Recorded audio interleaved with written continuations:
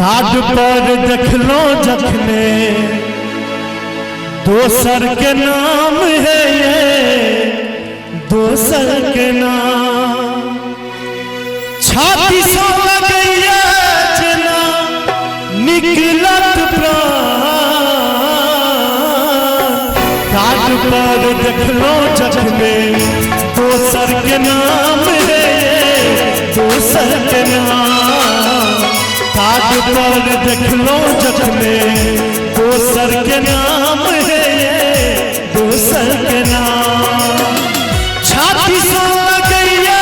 जना निकलत प्राण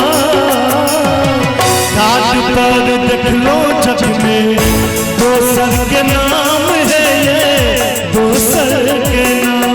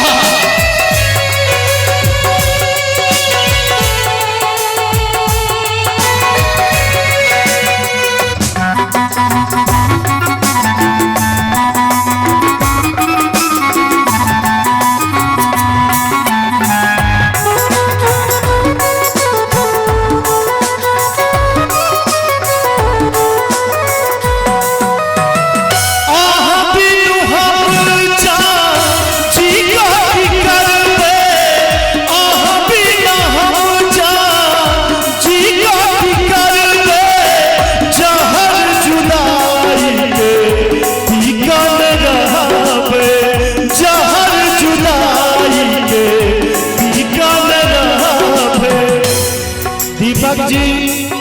गीत जे लिखे छे उनकर जे शब्द होय छे ओ सटीक बैसे छे त भेल नहीं उचित जे केलिए ये जान घाट पर देखलो जखने दोसर के नाम है ये दोसर के नाम घाट पर देखलो जखने दोसर के नाम है ये दोसर के नाम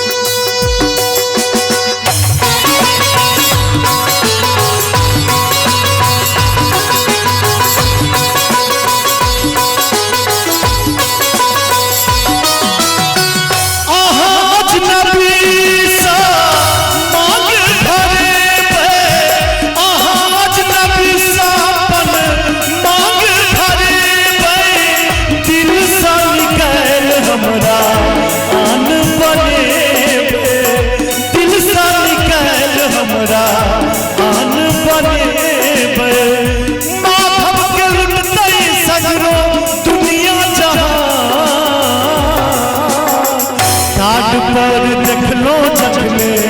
दोसर के नाम है ये दोसर के नाम घाट पर देखलो जखने दोसर के नाम है ये दोसर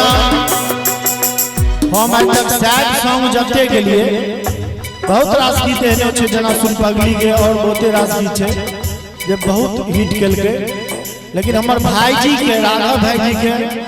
सबसे फेवरेट गीत यह है उनका जो हमार कोनो सैड सॉन्ग निक लगले तो ई गीत सबसे बेसी निक लगले छाती से लगैया जना निकलत प्राण घाट पर देखलो जखने